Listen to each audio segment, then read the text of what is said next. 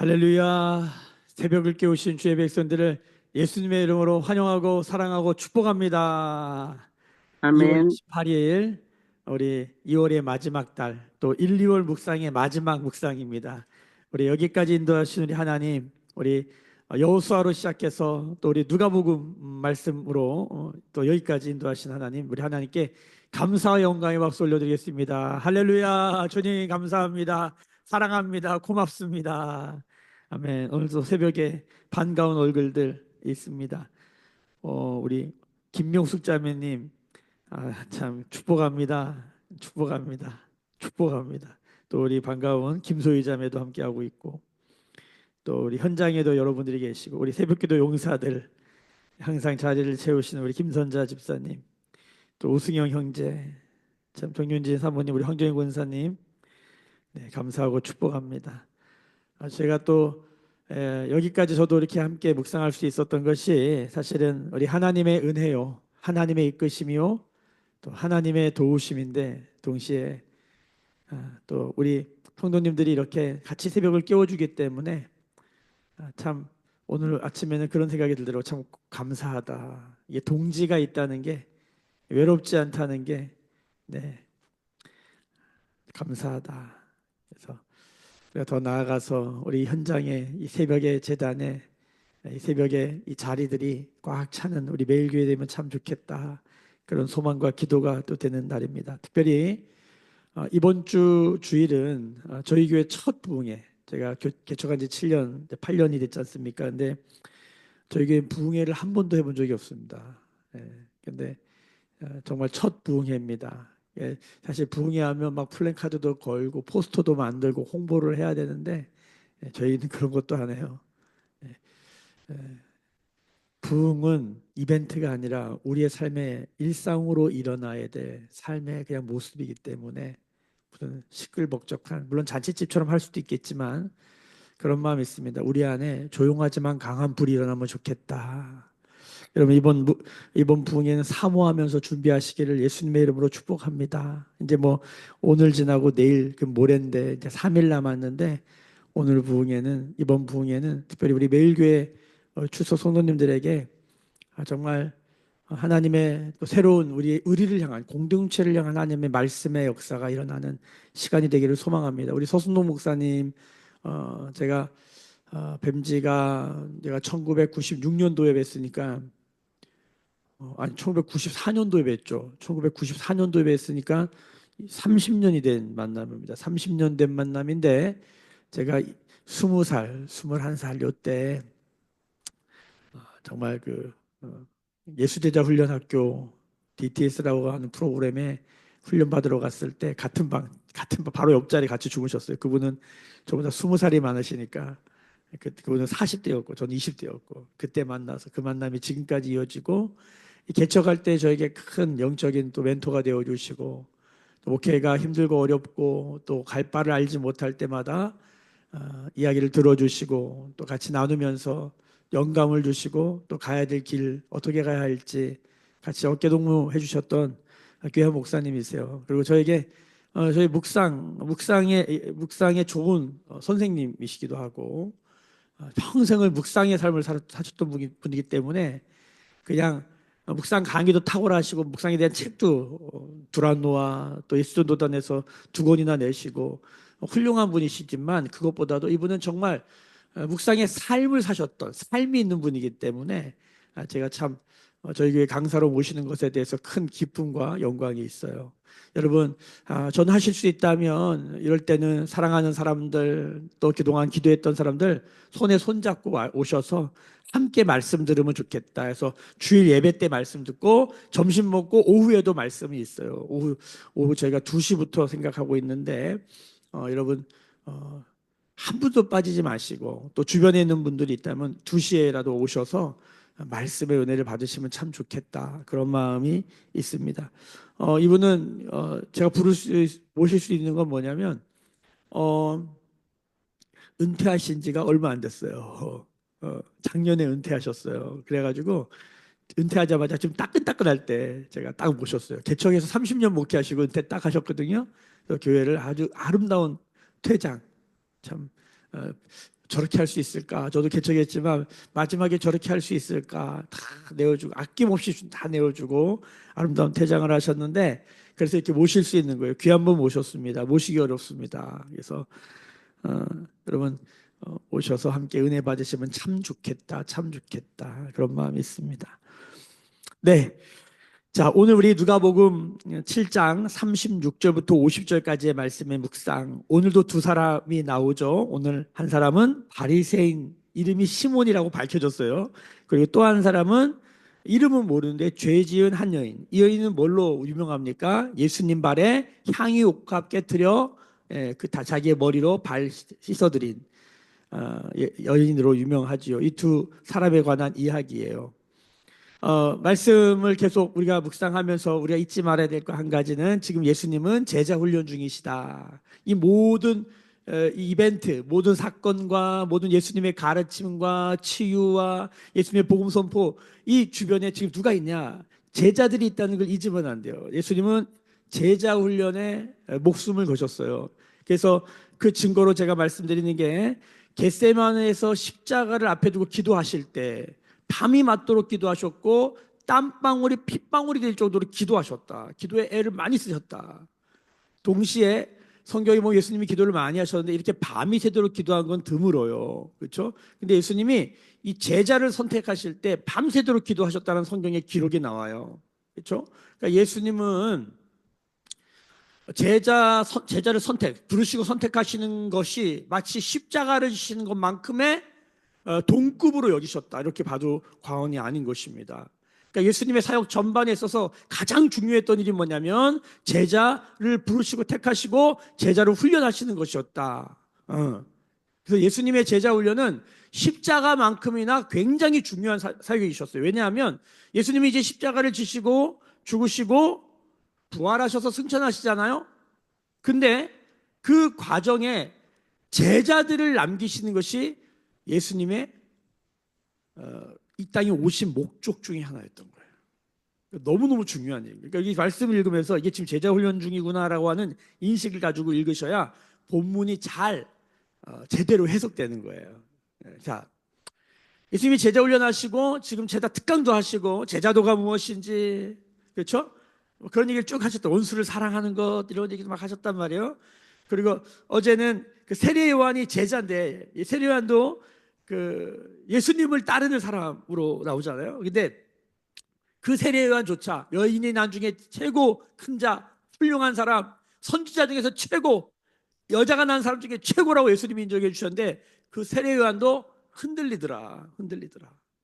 그 흔들리는 그 뿌리가 왜 흔들리게 됐냐 봤더니, 메시아 그리스도에 대한 그 이미지가 도끼 들고 손에 키를 들고, 그렇죠? 이렇게 탁탁 치는, 또 쭉정이와 알곡을 가르는 도끼로 뿌리를 겨냥하고 있는 좀 심판의 이미지, 이런 이미지의 메시아를 기다리고 있는데 예수님이 그렇게 안 가는 거야.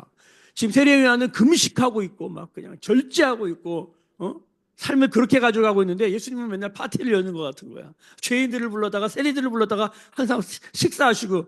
그러니까 세례 요한도 예수님 보면 그리스도인 것 같은데 자기의 기준과는 좀 맞지 않는, 그러니까 세례 요한조차도. 그래서 예수님이 이것을 다루고 계시는 거예요. 그러니까 세례 요한의 뿌리도 다루신다면 우리의 뿌리를 다루시겠습니까? 안 다루시겠습니까? 당연히 다루죠. 뿌리를 다룰 때의 특징은 뭐냐면 우리가 흔들린다는 거예요. 이게 뭐지? 이렇게 흔들린다는 거예요. 우리가 요동하고 흔들리거든 놀라지 마시고, 주님이 나의 뿌리를 다루고 있구나. 그래서 주님께 집중하고 주님의 말씀을 들어야 되는 거예요.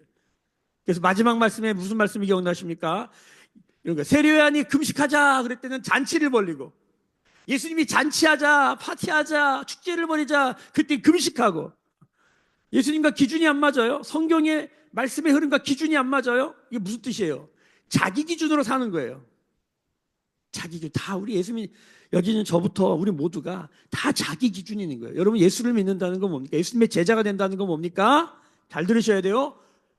기준이 바뀌는 거예요. 중심이 바뀌고 뿌리가 바뀐다는 건 뭐냐면, 하나님이 기뻐하시면 나도 기쁘고 하나님이 우시면 나도 울고. 이게 간단한 말 같지만 여러분, 이게요, 이게 보통 일이 아닙니다. 하나님이 기뻐하시는데 우리는 뭐예요? 우리는 울고 있고. 안 맞아, 이게 뭐가. 하나님은 지금 울고 계시는데 우리는 막 기뻐하고 있고. 왜 그럴까요? 다 자기 기준으로 하기 때문에. 제자 훈련을 받는다는 것은 예수님을 믿고 제자가 된다는 것, 제자 훈련을 받는다는 건 뭐냐면 결국 뭐냐면 이 기준이 바뀌는 거예요. 자, 이 기준을 어떻게 바꿀까? 오늘 말씀을 잘 읽어야 돼요. 자, 오늘 말씀에 보면은 자, 36절 보세요. 36절. 같이 읽어보겠습니다. 한 바리새인이 예수께 자기와 함께 잡수시기를 청하니 이렇게 돼 있어요. 예수와 함께 함께 잡수시기를 청하니 자, 예수님 자기 집에 예수님을 어떻게 한 거예요? 초대한 것이죠. 밥 먹자 그런 거예요. 자, 이게 키입니다. 오늘의 말씀은 이게 키예요. 자, 성경에 보면은 예수님을 믿는다는 것을 여러 가지로 표현하는데 예수님을 믿는다는 건 뭐냐면 요한복음 1장 12절에 보면 영접하는 자, 곧 그 이름을 믿는 자들에게는 하나님의 자녀가 되는 권세를 주셨다. 자, 영접한다는 게 뭐냐면 예수님을 믿는다는 거예요. 예수님을 믿는다는 건 뭐예요?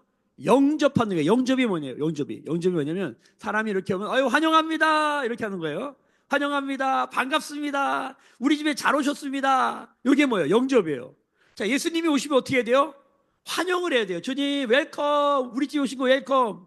자, 우리가 아침마다 제가 여러분을 축복하는 멘트 3가지. 환영합니다. 축복합니다. 사랑합니다. 이게 그냥 나온 말이 아니에요. 성경에서 나온 말이에요. 자, 오늘도 그거 설명할 수 있어요. 보세요. 예수님이 오시면 우리는 어떻게 해야 될까요? 환영해야 돼요. 왜? 예수님도 우리를 환영하니까. 그래야 이게 뭔가 채널이 맞는 거예요. 자, 나는 예수님은 막 우리를 환영하는데 우리 예수님 환영하지 않아. 그럼 채널이 안 맞잖아요. 그럼 이게 어디로 연결되냐면 우리 기준이 안 바뀌어요. 자, 보세요. 이 바리새인이 예수님을 영접했는데 이 사람이 예수님을 집에 초대해서 밥 먹자고 그랬는데 이게 밥 먹자고 하는 소린가? 오늘 의문이 많이 들어요. 자, 이 사람이 어떻게 하고 있습니까?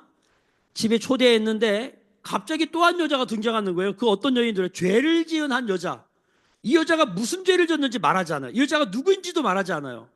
그러니까 제가 이렇게 주석을 보거나 다른 책을 보거나 다른 목사님 설교를 들어보면 이 여자가 무슨 죄를 졌는지 밝히려고 애를 쓰신 분들이 많아요. 보니까 우리는 참 생각이 희한해. 성경이 밝히지 않고 있는 걸 어떻게든 밝혀보려고.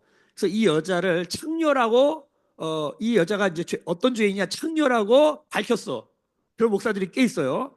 그 중에 대표적인 사람이 누구냐면 유지 피터슨이라는 분의 책에 보면 이 여자는 창녀다. 그 근거를 뭘로 보냐면 머리를 풀었다. 이거는 외간 남자 앞에서 머리를 풀었다는 건 당시에 굉장히 뭐랄까 이걸 어떻게 표현할까. 새벽에 이런 말씀드려 좀 죄송하지만 요즘 자기를 어필하는 섹스 어필이라는 표현을 쓰잖아요. 그러니까 여자가 머리를 막 이렇게 풀어가지고 이건 되게 뭐랄까 천한 행동을 이 당시에는 그렇게 보는 거예요. 그러니까 이 여자가 머리 풀어가지고 이렇게 했다는 걸 굉장히 뭐랄까 좀 그런 여자로 보는 거야. 제가 보기에는요 그렇게까지 해석할 필요가 있다 없다 없어요. 사마리아 여인도 성경이 그 여자의 사연을 숨겨놨는데 우리는 굳이 그걸 끄집어내서 창녀라고. 저는 그 사마리아 여인이 창녀가 아닌 거를 아니다라고 말하는 목사 중에 하나예요. 거의 창녀라고 그러는데 그 여자 창녀 아니에요. 인생이 기구한 거지. 어쩌다가 남편이 5이 된 거지. 몸 파는 여자가 아니야. 이 여인도 창녀인지 아닌지 잘 모르겠어요. 그걸 굳이 창녀라고 이렇게 밝혀야겠어요. 왜냐하면 여러분 누가가 이 여인의 죄를 드러내지 않고 존재를 다뤄요. 죄인이다. 여러분 이게 중요해요. 우리는 죄 그러면 지은 죄의 결과, 나타난 현상 이거에 막 열광해. 이게 뭐 죄냐 죄가 아니냐 막 이거 가지고 얘기하는데 성경은 우리한테 뭐라면 죄의 결과들 신스 죄들을 말하려고 하는 게 아니라 우리가 죄인이라고 말하고 있다는 걸 기억하셔요. 이건 다른 얘기예요. 하나님과 관계가 단절된 하나님의 생명과 연결되지 않은 상태, 죄인의 상태, 그 죄인이기 때문에 죄들이 나온다는 거예요. 그러니까 죄들을 다룰 게 아니라 죄인이 뭐가 돼? 의인이 돼야 되는 거야. 이 존재가 바뀌어야 뿌리가 바뀌어야 열매가 바뀐다. 자, 이 여인이 죄를 지은 한 여인으로 나오고 이 여인이 갑자기 튀어나와 여기서. 근데 이제 핵심 뭐냐면 이 바리새인이 예수님을 초대했는데 이 사람이 왜 예수님을 초대했을까요? 밥 먹자고 했는데 태도를 보니까 이게 밥 먹자는 소리야? 약간 이런 느낌이 들어요. 왜냐하면 39절에 보면 한번 보세요. 이 바리새인을 보십시다. 예수를 청한 바리새인이 그것을 보고 여인이 와서 예수님께 향유를 깨트린 모습을 봤잖아요. 그걸 보고 마음에 이르되 이 사람이 만일 선지자라면 자기를 만지는 이 여자가 누구며 어떠한 자, 곧 죄인인 줄을 알았으리라. 여러분, 성경을 읽을 때 이 뉘앙스를 잘 읽어야 되는데 이게 뭡니까? 비꼬고 있죠. 저 사람이 자기가 선지자라고 하면서 저 여인이 누군지도 몰라? 저 여인 저 더러운 여자 저 죄인 저것이 와가지고 지금 저러고 있는데 저걸 받아? 이거예요. 자, 그러고 있어요. 그러니까 지금 이 바리새인이 예수를 초대했지만 뭐예요? 예수님을 영접했지만 뭐예요? 마음엔 다른 게 있어요. 왜 초대한 거예요 도대체? 바리새인이 왜 초대했을까요? 자, 또 봅시다. 이 사람이 뭐였냐 보세요. 이 사람의 이름을 밝혀요. 예수님께서 40절에 이 시몬아 존재를 밝혀요. 존재를 확 밝혀버려요. 그 다음에 몇 절을 보시냐면 40절을 보세요. 40절. 40절이 아니라 이게 몇 절입니까? 이게 제가요 이제 나이가 들었나 봐요. 눈이 잘 안 보여요. 이게 뭐냐면 어디를 봐야 되냐면 44절부터 봅시다. 자, 그 여자를 돌아보시며 시몬에게 이르되 그 바리새인에게 말하는 거예요. 이 여자를 보느냐? 내가 내 집에 들어올 때 너는 내게 발 씻을 물도 주지 아니었으며 이 여자는 눈물로 내 발을 적시고 그 머리털을 닦았으며 너는 내게 입 맞추지 아니하였으며 그는 내가 들어올 때부터 내 발에 입 맞추기를 그치지 아니었으며 너는 내 머리에 감람류도 붓지 아니하였으며 그는 향유를 내 발에 부었느니라. 자, 이게 무슨 소리예요? 이 여인과 이 바리새인을 비교하고 설명하고 있어요. 자, 집에 초대해가지고 밥 먹자고 했는데 이 당시의 문화는 뭐냐? 사람이 그 집에 들어오면 제일 먼저 뭐를 내야 돼요? 다 샌들을 신고 다니고 흙먼지가 많으니까 제일 먼저 해야 될 게 세족식을 발을 씻길 물을 줘야 돼요.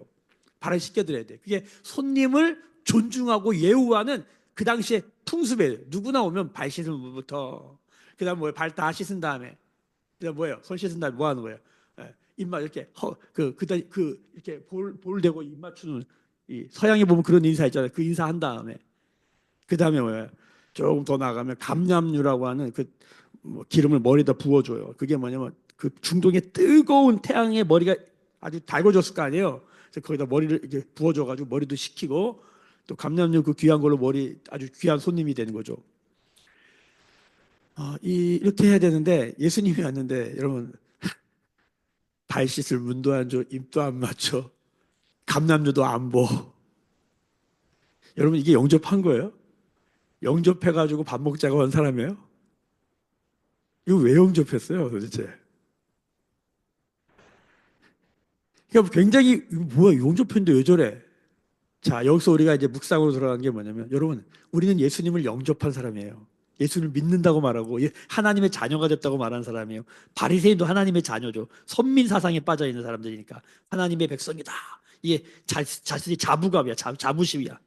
예수님을 영접했다는 사람들이 하나님을 영접했다는 사람들의 삶을 보니까 하나님을 이게 영접한 게 맞아? 여러분 지금 교회는 어떻습니까? 이게 예수님 영접한 거 맞아?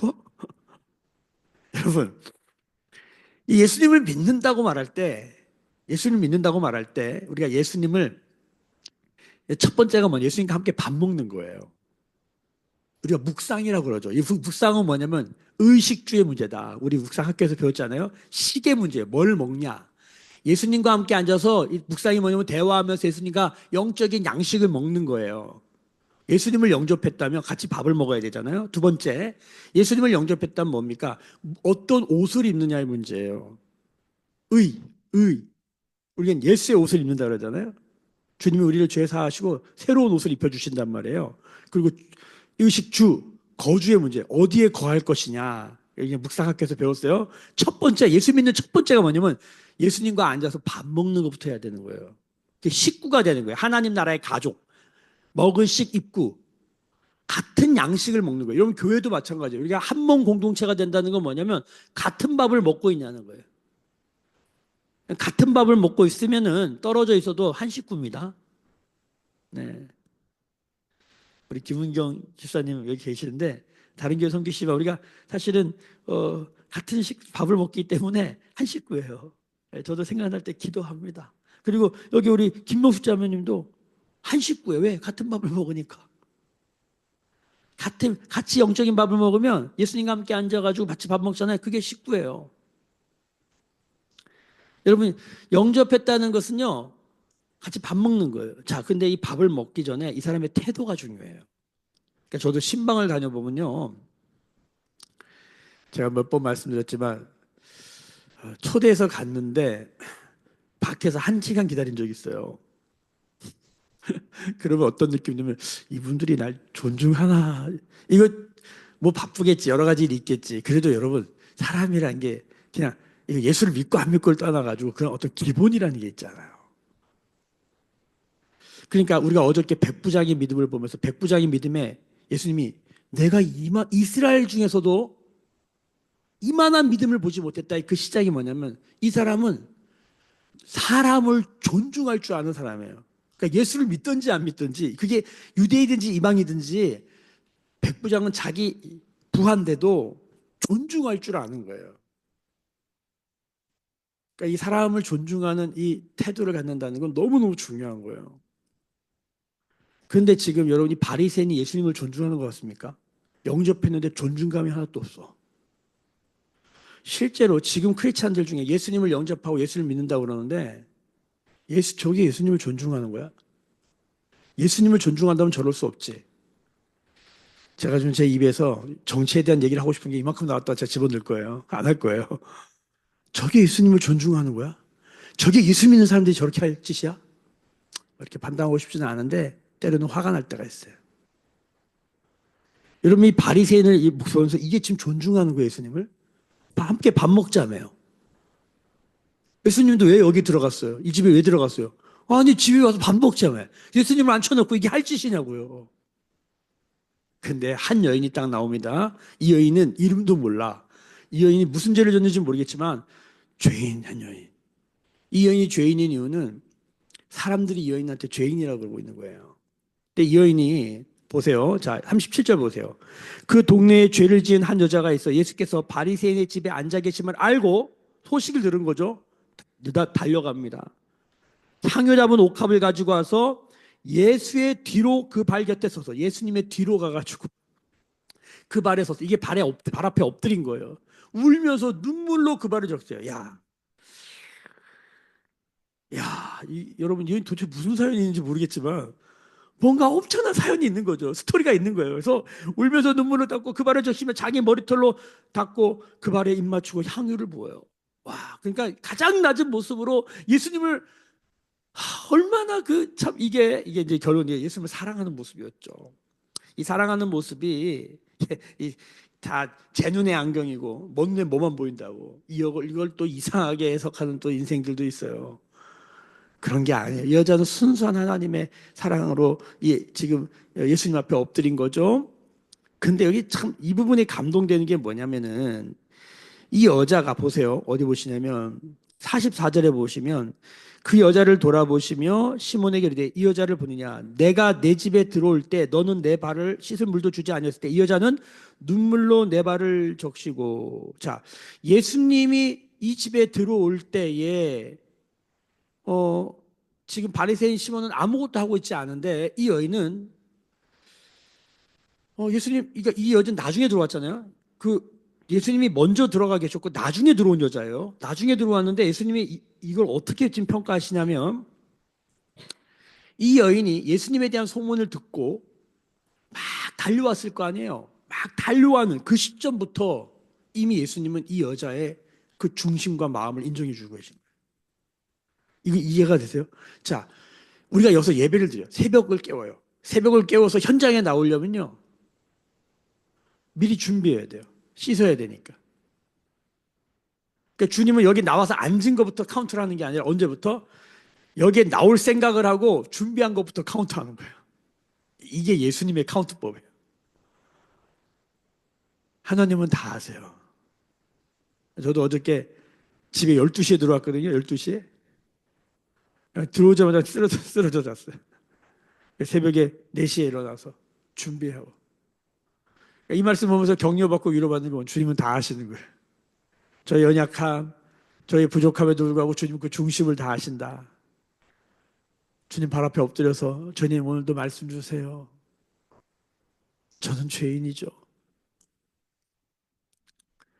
주님은 다 아시더라고요. 주님은 다 보고 계세요. 예수님께서 이 바리새인 시몬과 이 여인을 비유하는 한 이야기를 해주십니다. 그 비유가 뭡니까? 자, 40절부터 나와요.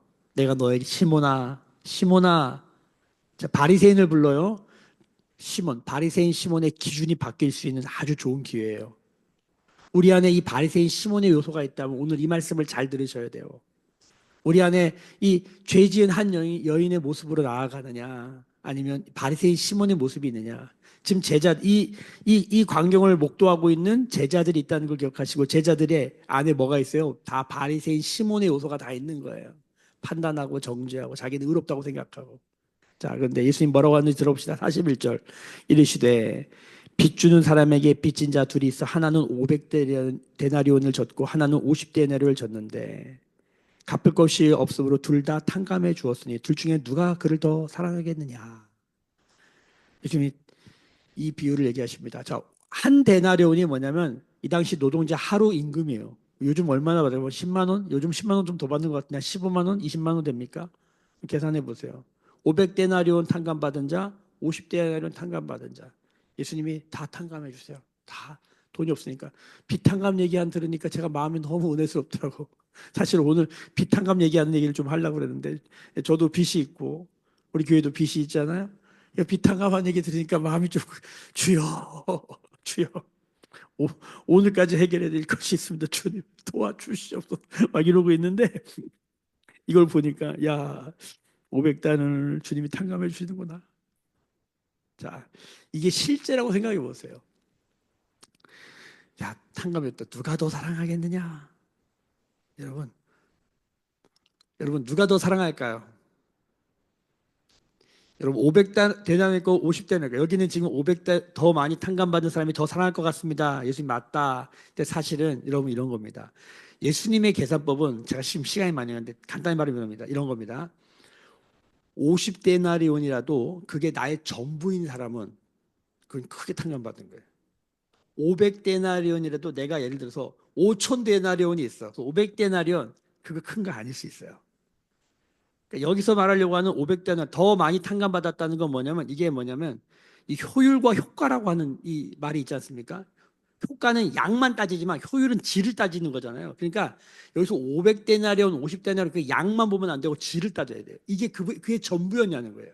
이게 되게 중요한 포인트예요. 제가 요거는 저녁에 말씀을 나눌게요. 지금 시간이 너무 많이 갔기 때문에. 왜냐하면 오늘 여기 47절 보세요. 이러므로 내가 내게 말하노니 그 많은 죄가 사여졌도다. 이는 그의 사랑함이 많음이라. 사함받은 일이 적은 자는 적게 사느니라. 그러니까 이 말씀이 사실은 되게 논란의 말씀이에요. 이게 왜냐하면 어떤 논란이냐면 예수님을 많이 사랑하면 뭐 하는 거예요? 마치 죄사함을 많이 받는 것처럼 한국말로 기록되어 있기 때문에 이게 오해받는 구절이에요. 그런 게 아니에요. 그러니까 오늘 말씀의 전제가 뭐냐면 먼저 탕감받는 거예요. 먼저 탕감받고 그것에 대한 반응으로 뭐 하는 거예요? 주님을 더 사랑하게 된 거죠. 이게 포인트예요. 그러니까 결론만 말씀드리면 이겁니다. 예수님을 영접했어요. 예수님 영접하면 바로 무슨 일이 날까요? 예수님 우리 집에 들어오자마자 뭐부터 할까요? 내 안에 들어오자마자 제일 먼저 뭐부터 할까요? 탕감부터 해주십니다. 용서부터 해주십니다. 예수 믿고 첫 번째 받는 은혜가 뭡니까? 죄 용서함이에요. 그 죄 용서함은 이 자범죄 수준이 아니라 우리의 뭐예요? 이 기준 뿌리, 우리의 근원, 오리지널실, 원죄를 탕감받는 거예요. 근데 이걸 몰라요, 사람들이 잘. 예수를 믿고 따른다면 이걸 탕감하고 시작하는 거예요. 그러니까 이걸 알면 뭐예요? 더 사랑하게 되는 거예요. 더 사랑하기 때문에 원죄를 탕감받은 게 아니라 원죄를 탕감받았다는 걸 알면 뭐 더 바랄 게 없는 거예요. 다 드리는 거예요. 근데 이 원죄라는 게 뭐냐면 내가 큰 죄를 졌냐 작은 죄를 바리새인과 이 여자 누가 더 큰 죄죠? 우리의 판단이 여기에 이게 뭐냐 이건데 성경은 뭐냐면 나의 모든 죄가 탕감받았냐 이게 키예요. 이게 질이에요. 질. 무슨 얘기인지 아시겠어요? 누가 도둑질했다, 살인했다, 뭐 나쁜 짓 했다. 이게 우리는 저 사람이 이만큼 죄가 있고 난 요만큼 죄가 있고 우리의 생각은 여기에 있어. 그래서 예수님 이렇게 그래 이렇게 많이 받았다고 생각하는 그 사람이 많이 더 사랑하게 돼. 이렇게 들리는데 이 말씀을 가만히 이제 저녁에 말씀드리게 중요한 부분이기 때문에요. 이 여인의 죄가 뭔지 몰라요 우리는. 근데 이 여인은 자신의 모든 죄가 사함받은 여인이야. 지금 향후 그게 뭐라고? 예수를 믿는다는 건 나의 모든 죄가 용서받았다는 걸 아는 거예요. 근데 바리새인은 이게 안 된 거예요. 예수를 영접했어요. 같이 밥도 먹어요. 근데 항상 예수님을 걸 생각만 해. 오늘 새벽에 나오신 우리도 그런 모습이 있지 않습니까? 예수님께 올인된 게 아니라 되게 귀한 모습인데 목사인 저도 똑같아요. 이 말씀을 보면서 엑스레이 찍히는 느낌이야. 걸 들킨 느낌이에요. 이 여인은 뭐냐? 왜 주님을 더 사랑할까요? 왜 더 많이 사랑할까요? 간단해요. 내가 어떤 죄인인지 아는 거죠. 내가 어떤 죄인인지 아는 거예요. 오늘 저녁에 이 얘기를 좀 더 하기로 하고 예수님 마지막 말씀 우리 48절부터 50절까지 말씀 읽고 마치겠습니다. 이 여자에게 이르되 내 죄 사함을 받았느니라 하시니 함께 앉아 있는 자들이 속으로 말하되 이가 누구에게 죄도 사하는가. 예수께서 여자에게 이르시되 내 믿음이 너를 구원하였으니 평안히 가라. 여러분, 우리 성결교는 자범죄를 해결받는 걸 중생이라고 그러고 그다음에 원죄를 해결받는 걸 성결이라고 합니다. 그러니까 자범죄를 내가 무슨 지은 죄가 있어서 주님 잘못했어요. 용서해 주세요. 그것도 은혜예요. 주님 그 죄를 용서해 주시죠. 근데 우리의 삶을 송두리째 변화시키는 그 하나님의 역사는 뭐냐? 우리가 원죄를 삼받았다는 걸 아는 거예요. 주님 한 여인의 이 죄는 죄들이 아니라 여기 보세요. 죄를 지은 한 여인 그 존재 자체를 주님이 어떻게 해요? 탕감해 주시는 거예요. 이 여자한테는 아까운 게 없는 거예요. 여러분 예수님 만나 그 뒤에 가서 다 쏟아내는 거예요. 다 쏟아내는 거예요. 눈물, 콧물, 자신의 삶을 다 쏟아내는 거예요. 여러분 예수님을 믿는 게 뭘까요? 예수님을 믿고 영접한다는 게 뭘까요? 예수님을 어디까지 사랑하십니까? 기도하겠습니다. 지금은 우리 주 예수 그리스도의 은혜와 하나님 아버지의 크신 사랑하심과 성령의 감화 감동 충만케 하시며 기름 부어주시는 은총이 오늘 머릿속에 묵상하며 기도하며 예배하며 주님을 더 사랑하기를 소망하는 주의 백성들의 머리 위에 그들의 삶과 가정과 생업과 일상과 일터 위에 매일교회와 조국교회와 열방에 나간 선교사님들 위에 지금부터 영원까지 함께 계실지어다. 아멘. 주의 영광 이곳에 가득해 우린 선의 주님과 함께해 찬양하며 우리는 전진하리 모든 열방 주 볼 때까지. 우리 묵상 부흥회를 위해서 기도해 주세요. 성령님 기름 부어주시고 우리 서순도 목사님 성령님 기름 부어주세요. 우리 성도들 이들 오셔서 은혜 받게 하시고 말씀의 기름 부음 하나님 받게 하시고 주님께 향유 값게 드리는 삶 되게 하여 주옵소서. 우리 같이 한번 하나님 우리 안에 있는 바리새인 시몬의 요소를 제거해 주시고 영접했으나 주님을 존중하지 않는 삶 버리게 하여 주시고 주님을 깊이 존중하고 더 사랑하게 되어지는 이 은혜 안에 나가게 하여 주시옵소서. 우리 같이 기도하며 주 앞에 나가십시다. 함께 부르짖어 기도하십니다. 주여